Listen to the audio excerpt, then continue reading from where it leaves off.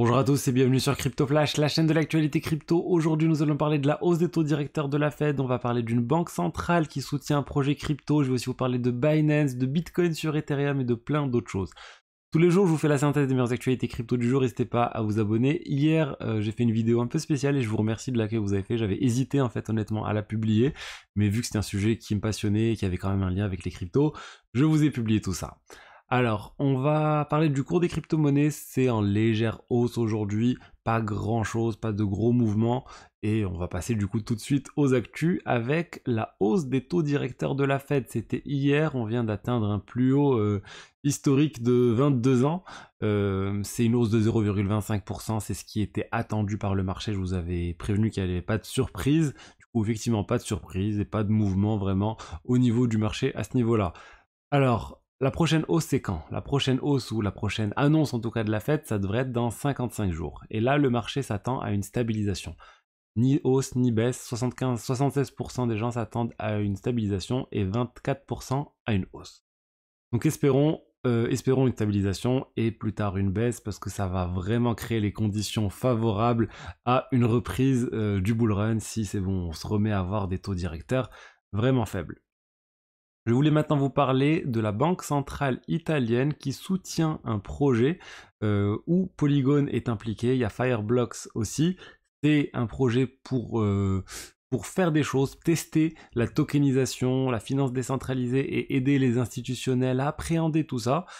C'est intéressant en fait qu'il y a ce Milano Hub qui est un hub qui est la branche on va dire innovation côté de la Banque centrale italienne qui est en train de développer un peu tout ça et la finance décentralisée avec les institutionnels, il y a vraiment plein de choses à faire. Actuellement, la finance décentralisée, c'est beaucoup d'investisseurs particuliers, on va dire, et les grandes banques centrales, etc., ne sont pas vraiment rentrés dans le jeu de la DeFi. Et si ils rentrent dans ce jeu, ça va vraiment changer pour moi beaucoup de choses.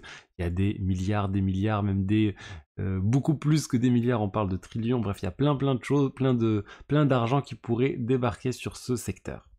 On va parler maintenant de Binance. Alors Binance, ils ont introduit encore une promotion de trading sur un nouveau stablecoin, le FDUSD. FDUSD pour First Digital USD. On se rappelle, historiquement, Binance avait fait sa promotion de zéro frais sur un certain nombre de stablecoins. Ensuite, ils ont arrêté. Et en fait, quand il y a eu le BUSD qui commençait à disparaître, ils ont commencé à soutenir le TUSD. TUSD, il y a eu pas mal de feux d'associés, de gens qui disaient mais c'est Justin Sun qui est derrière, c'est pas Net qui assure TUSD. Et du coup, on voit là que Binance est en train de s'éloigner du TUSD, en tout cas d'apporter un concurrent sur la plateforme avec le FDUSD. On n'a pas beaucoup d'informations sur le FDUSD, j'ai pas trouvé d'informations claires sur qui se cachait derrière ce stablecoin.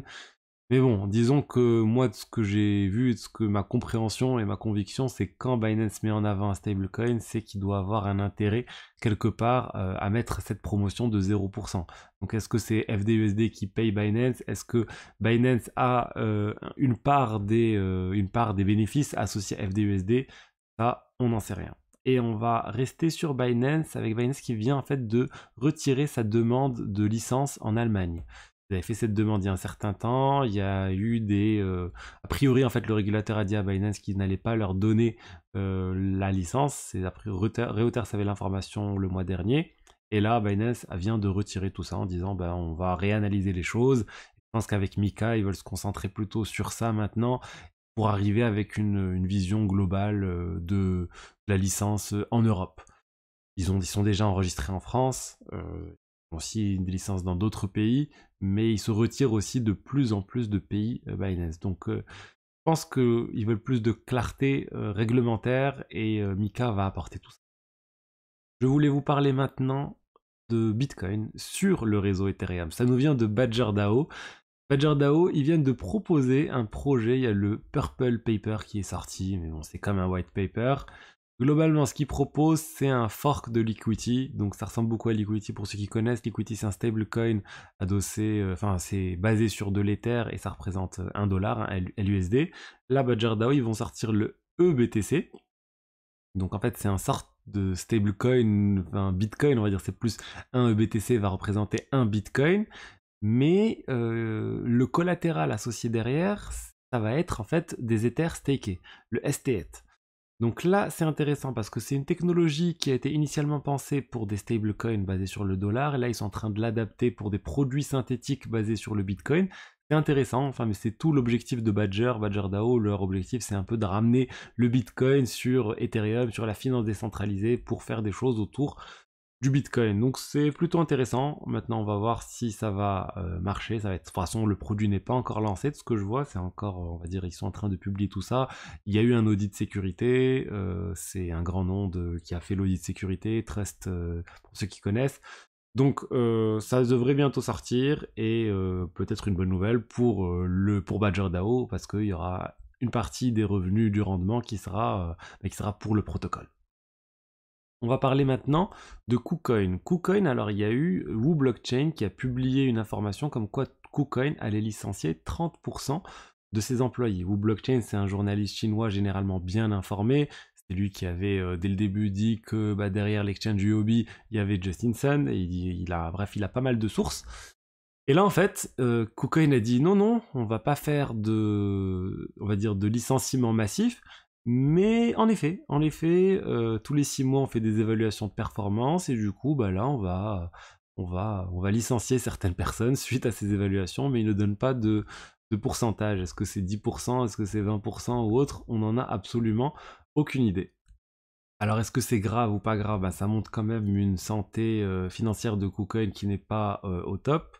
Mais ça, on le sait, c'est le cas pour tous les exchanges. En période de bear market, ils ont une chute drastique de leur chiffre d'affaires, de leurs bénéfices. Ils ont même potentiellement des pertes. Donc c'est normal aussi qu'ils réajustent un peu tout ça. La plupart des exchanges ont fait pareil.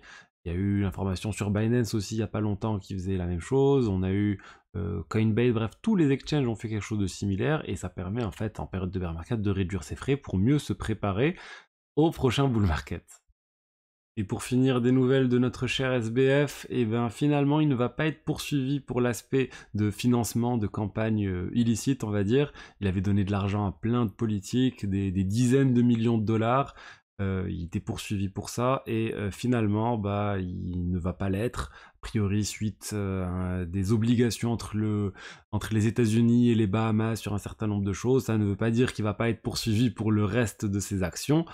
C'est tout ce qu'il a fait et a priori il continue de risquer des dizaines d'années de prison. Donc maintenant on attend le procès, c'est pas pour tout de suite, c'est dans quelques mois et là on devrait y voir plus clair et surtout voir qu'est-ce qui va y avoir parce que c'est quasiment le seul à plaider non coupable, tous les autres ont tous plaidé coupables et sont en train de coopérer avec la justice contre SBF.